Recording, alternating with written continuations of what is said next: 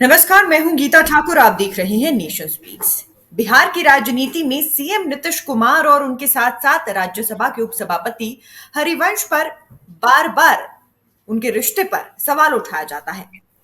और अब कुछ ऐसा हुआ है कि एक बार फिर से ये रिश्ता चर्चाओं में आ गया है। इस बार क्या हुआ है, अटकलें क्या है, इस पर बात करने के लिए हमारे साथ नेशन स्पीक्स के ग्रुप एडिटर रोहित खन्ना मौजूद हैं। सर, बहुत बहुत स्वागत है आपका।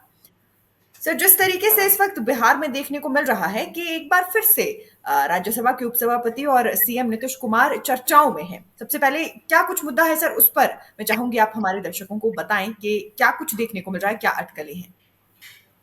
देखिए मुद्दा अब यही है कि नीतीश कुमार ने अपनी नई टीम का गठन किया है और उसने 98 लोगों 98 लोगों को जगह दी है, लेकिन हरिवंश जो हैं, जो पार्टी के बड़े नेता हैं, राज्यसभा में उपसभापति हैं, उनको उन्होंने उसमें जगह नहीं दी।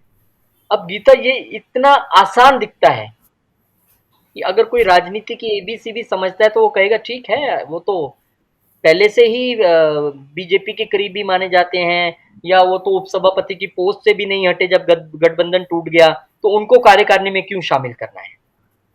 लेकिन जैसा कि आपने कहा, ये रिश्ता क्या कहलाता है। ये स्टार प्लस का सीरियल नहीं है कोई। ये सीरियल जो है वो बिहार की राजनीति में चल रहा है, और इस सीरियल के मायने ये हैं कि रिश्ता क्या कहलाता है। आपकी पार्टी गठबंधन से बाहर आ गई, लेकिन हरिवंश अभी भी राज्यसभा के उपसभापति बने हुए हैं। क्यों? वो तो किसी और को चले जाना चाहिए था पोस्ट। दूसरी बात, अगर वो उप सभापति बने हुए हैं, आपने भी उनको पार्टी से नहीं निकाला, वो पार्टी में है कि नहीं है। चलिए मान लीजिए पार्टी में है भी, और उन्होंने बीजेपी ने भी नहीं उनको मना किया और वो बने हुए हैं।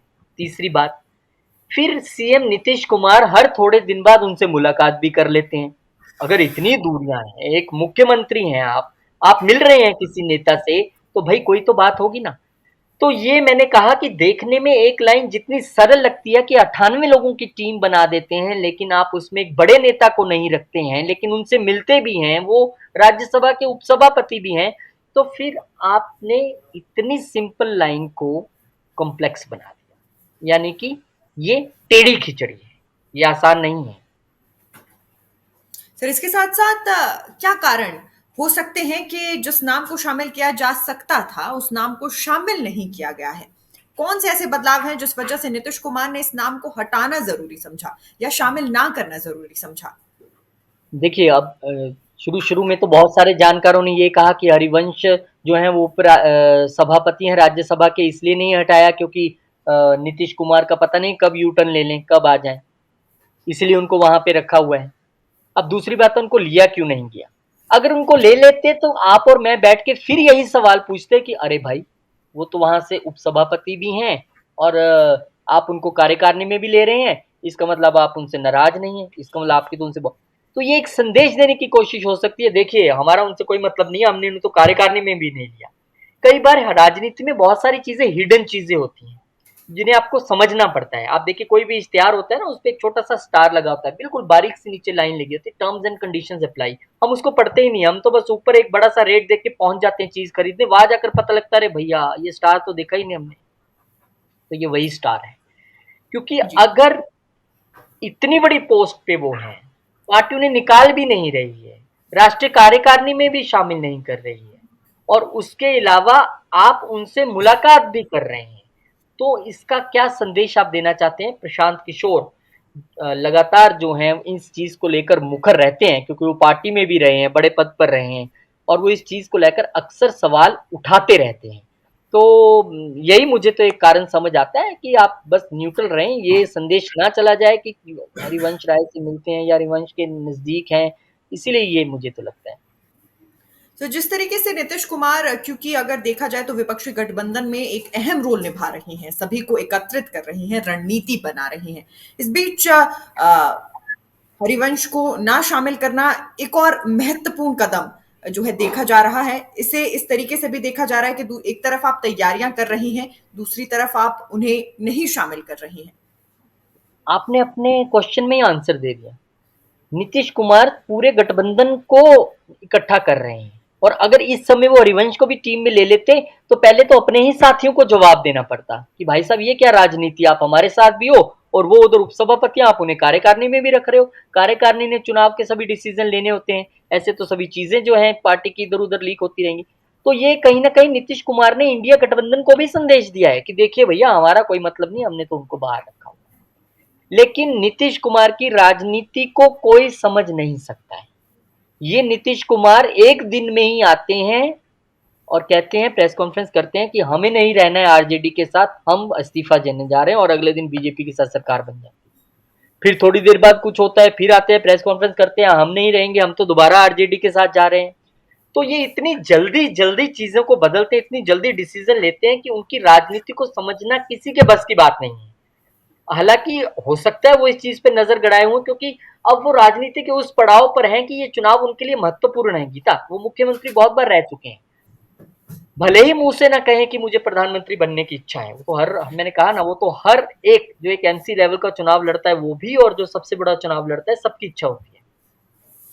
तो अगर उन्हें इंडिया गठबंधन का कन्वीनर नहीं बनाया जाता, या उसमें कोई एक बहुत बड़ी जिम्मेदारी नहीं मिलती, अब वही तो घूम घूम के सबको इकट्ठा कर रहे हैं।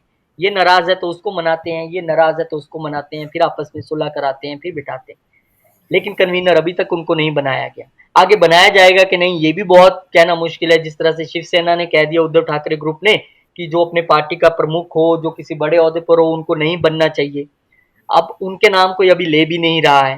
तो ऐसी स्थिति में आप नीतीश कुमार की राजनीति को नहीं समझ सकते। मैं फिर वही कहूंगा, 2014 में एक बड़ी दूरी बनाई थी उन्होंने बीजेपी से कि अच्छा, आपने पीएम, इनको मोदी जी को प्रोजेक्ट कर दिया पीएम के लिए, हम नहीं जाएंगे आपके साथ, और फिर आप उन्हीं के साथ मिलकर सरकार बनाते हैं।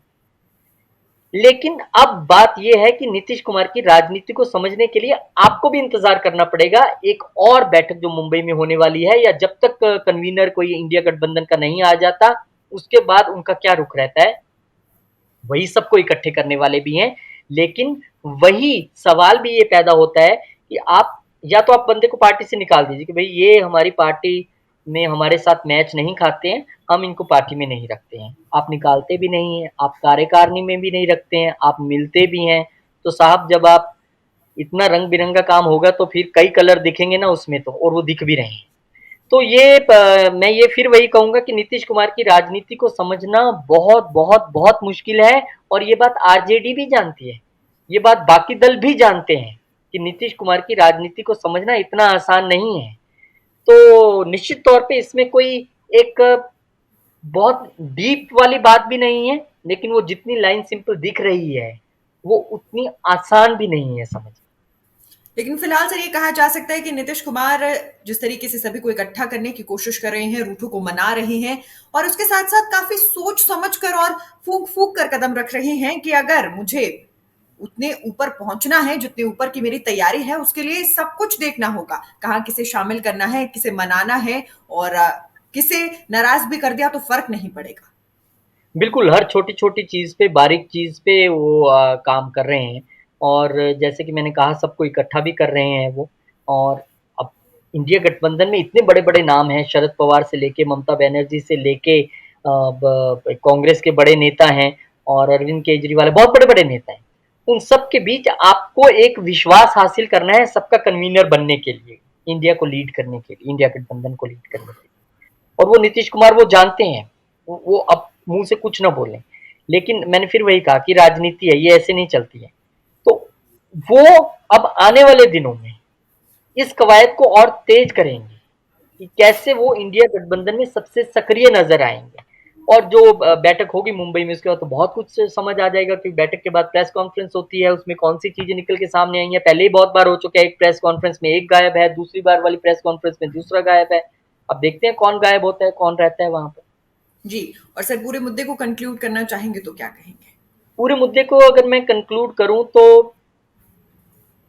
कहीं पे निगाहें, कहीं पे निशाना, ये कहा जा सकता है इस वक्त नीतीश कुमार के लिए। क्योंकि ये पूरी जो बिहार की राजनीति के धुरी वो इस वक्त बने हुए हैं। और मैंने कहा ना कि कभी बीजेपी के साथ तो कभी आरजेडी के साथ, मुख्यमंत्री वही रहे, मुख्यमंत्री नहीं बदले, और उनका राजनीति करने का अपना एक तरीका है। तो आप ये समझ लीजिए कि हाल की घड़ी में यही कहा जा सकता है कि कहीं पे निगाहें, कहीं पे निशाना। अब निगाहें कहाँ पे है वो तो सबको पता है, वो बताने की जरूरत ही नहीं, वो एक ही कुर्सी है, सबकी निगाहें वही होती है। निशाना कहाँ पे है, ये बहुत इंपॉर्टेंट है कि जब तीर हाथ से निकलेगा तो वो कहाँ जाएगा। तो ये बहुत इंपॉर्टेंट है क्योंकि इनके तीर यू टर्न बहुत लेते हैं, तो वो देखना बड़ा इंपॉर्टेंट है। जी, बहुत-बहुत शुक्रिया सर इस चर्चा में शामिल होने के लिए। और कहीं पर निगाहें, कहीं पर निशाने हैं, और ये निगाहें कहाँ हैं ये पता है, लेकिन माफ़ कीजिएगा, निशाना कहाँ है ये पता है, लेकिन निगाहें कहाँ हैं ये देखने लायक होने वाला है। और इसी तरह के तमाम अपडेट्स के साथ नेशन स्पीक्स हाज़िर होता रहेगा। आप नेशन स्पीक्स के यूट्यूब चैनल को लाइक, सब्सक्राइब और शेयर करना ना भूलें। धन्यवाद।